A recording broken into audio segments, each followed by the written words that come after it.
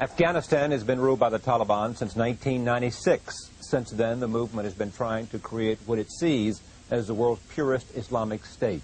Earlier this month, the Taliban destroyed 2 giant Buddha statues and other objects at an ancient site of Bamiyan. And they've been linked with Arab radicals such as Osama Bin Ladin. Joining me now from Washington, Syed Rahmatullah Hashimi. He is a representative of Afghanistan Foreign Ministry and a special assistant to the spiritual leader of the Taliban, Mullah Omar. Here in New York with me, Barnett Rubin. He is the Director of Studies at the Center on International Cooperation at New York University. He's also the author of several books on Afghanistan, and I am pleased to have both of them here, both in Washington and New York. And in the interest of time, we will refer to each other in the shortest abbreviation possible. Mr. Hashimi, let me start with you. Tell me why you're in New York, in America, and what it is you hope to accomplish. Well, I was here to deliver a letter through the State Department to the new administration in Washington, hoping that the policies of the United States towards the region, in particular to our country, will at least be rethought. So, in the meantime, I was giving some talks in some schools here, which I did. Characterize the United States' relationship to your government. Well, after the Soviet withdrawal, the United States just ignored Afghanistan and all those problems that were there. So many of those problems has been resolved now, like the reunification of that country and disarming the people, the opium eradication, and is having one administration. Now there is one problem, that is the terrorism existence of Bin Laden in Afghanistan. And we have been telling people that if anybody can give us some kind of evidence, we will resolve this problem. But so far we have not been given any kind of evidence that shows that Bin Laden is actually a terrorist. Is it your position that Bin Laden is not a terrorist, and your government's position that he is in fact not a terrorist, and that he is in fact not taken credit for terrorist acts, and that he does not, both in his rhetoric, suggest terrorist acts against the United States? Well, he says that he has done nothing, and we don't know anything. If anybody claims that he is a terrorist, should prove it. Well, but his rhetoric suggests that he is, does it not? No, we have not seen anything that shows that he is a terrorist. We have said that he is not even allowed to be politically active against any country. Let me come back to him, because there are a lot of other things, as you know, because we have trials going on in the United States in which people are alleging connections and that kind of thing. I'll come back to that. But you were meeting with people at the State Department and talking about your government's position on Bin Laden as well as other issues? Exactly. We have said that we have given 3 proposals to the United States so far. One of that was that we will try, Afghanistan, provided that we are given evidence. That was rejected. We gave a second proposal in which we asked the United States that if they think he is a threat to the U.S. security, they have to send international monitoring group to watch him for the rest of his life so that he has nothing and meets nobody. That was also rejected. And we gave a third proposal in which we asked 3 countries, Afghanistan, Saudi Arabia, and a third Islamic country selected by the United States to decide his future, so that we have some kind of justifications to our people, so that this man is not a good guy and he should be expelled or extradited or whatever. But we have not been assisted in this sector. And for the 4th time, I was here again asking the U.S. government to at least open the doors of negotiations on Bin Laden issue. All right, we'll come back to Bin Laden. Just one quick question before I go to Mr. Rubin and other things. Do you acknowledge the fact that Mr. Bin Laden pays your government for his protection in Afghanistan? That's absolutely wrong. He has not that much to pay us. So he stays there under the protection of the Taliban because what?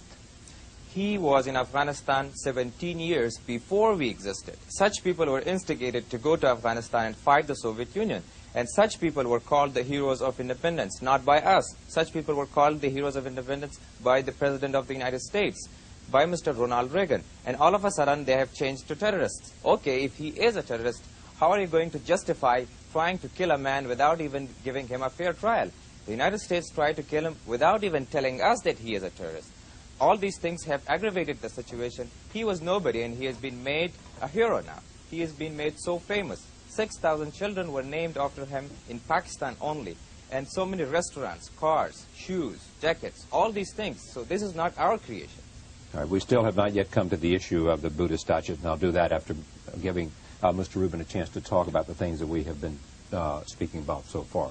Tell me how you see this and what the United States position is likely to be, and whether Hashimi will meet any success with his audience at the State Department.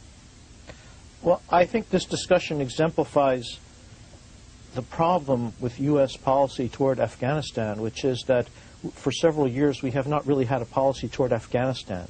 We have had a policy toward Usama Bin Ladin because Usama Bin Ladin is a person and a symbol of a phenomenon that United States thinks is a direct threat to it because of the bombings in Africa, because of other activities of which he is accused. I don't have access to that secret information that shows that he is a terrorist. There's a trial going on here. But I think the important point is, what is the context in which this is taking place? And the context is a country that the major world powers have spent billions and billions of dollars to destroy for over 20 years.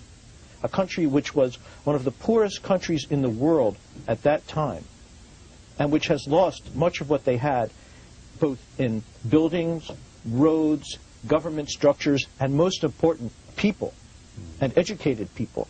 So that someone like Mr. Hashimi, who is a 24-year-old former refugee, is one of the most polished and educated people that the current authorities in Afghanistan have to send to the outside world.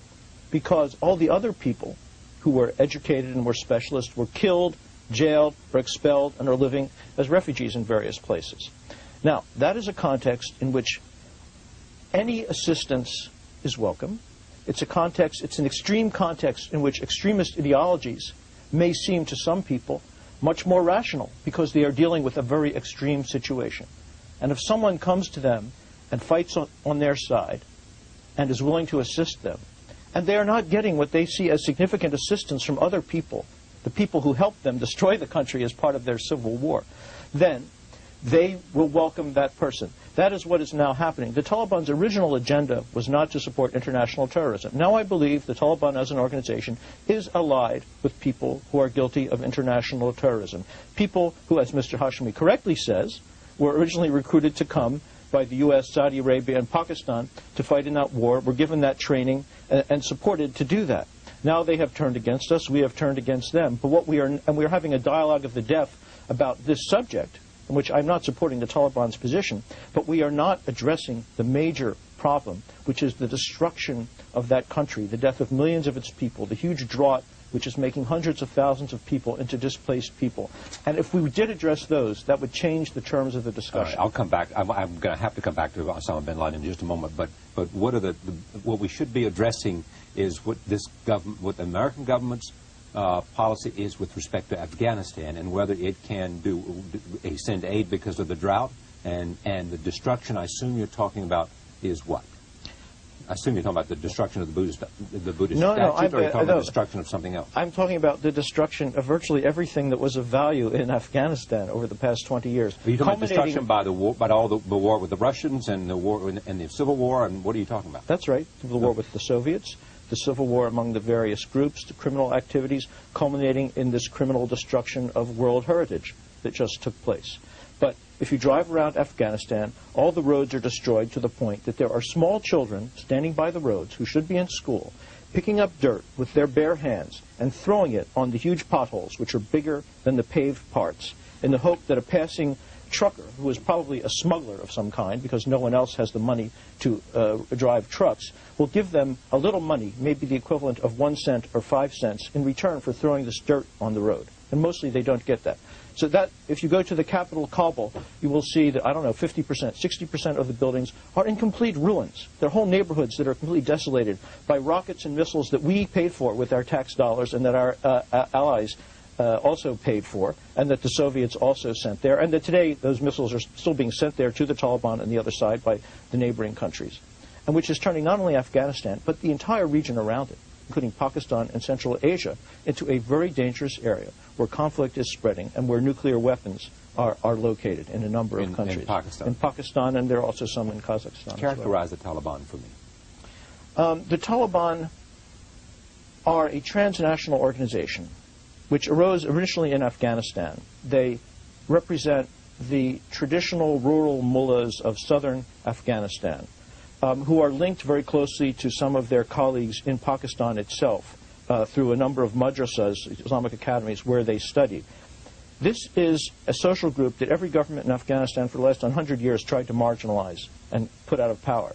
But as a result of this war, most of the other elites that had come to power, the secular educated people, the Soviet educated Western people, have been eliminated. Furthermore, these people who arose in response to the situation of chaos and violence in southern Afghanistan have then been built up and used and manipulated by the Pakistan intelligence services and the Pakistan government in order to take over Afghanistan and put in place a government which will be sympathetic to Pakistan and which serves Pakistan's interests.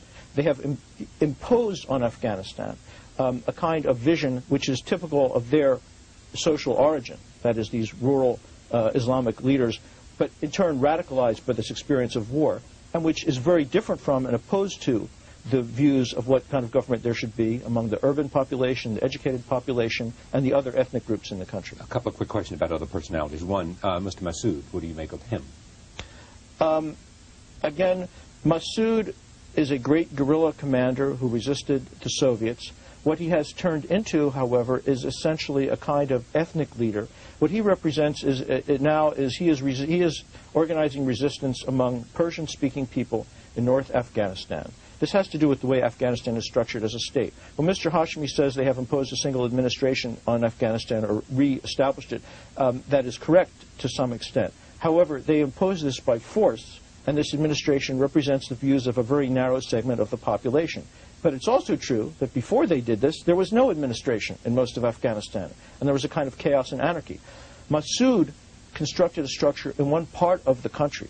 Now, what many Afghans would like is for Afghanistan to be constructed out of those different communities. Massoud could be a part of that as representative of his own region and community. But he is too caught up in this geopolitical game, and he is being supported by Iran, Russia, the Central Asian states, who are trying to resist Pakistan, which is using the Taliban, to carry out its own policy in Afghanistan. Massoud knows, in fact, that he is not an alternative to the Taliban. Because he doesn't have a big enough ethnic base, and he's never going to have a big enough support base. But he is hoping that there will be a split in the Taliban, or that something will happen that will enable him to break out of the spot that he is in right now. But I would... Before I go back to Mr. Hashimi, do you have any doubt that Osama Bin Laden is a terrorist? No. You don't? No. It's clear to you? Yes. Why isn't it clear to Mr. Hashimi? Well, he should speak for himself, but although I could respond. You could what? Okay, go ahead. I mean, let's come back to Osama bin Laden, then we'll come to Massoud and other issues that we spoke to. Go ahead. And who supports whom? You're asking me? Yes, sir. First of all, I was surprised how much Mr. Robin knows about the region, and I really appreciate some of his views. But there are things that he said that I will not principally agree upon. He said that the Taliban were established by the ISI of Pakistan, or the intelligence of Pakistan, which I don't think is right. Our good relations with Pakistan does not mean that we are their puppets. We want good relations with everybody, particularly with our neighbors, and Pakistan is very crucial in them. So we have said that our good relations with somebody does not mean that we are their puppets. And if we were going to be somebody's puppets, then we would be American puppets than becoming Pakistan's puppets. So all I have to say is that we don't say we are perfect. We say that who could do better than we did. We reunified that country that was almost fragmented formally. We eradicated the opium cultivation. Afghanistan was producing 75% of all world's drugs. So we finished it in 1 year. We disarmed people. The United Nations couldn't do it. In 1992, the United Nations passed an appeal asking for $3 billion to repurchase those arms. And certainly it was impracticable. They couldn't do it. And we did it in no time and very easily, and spending not even a penny on that. So 95% of the people are disarmed now. So all you can see is that who could do better than we did?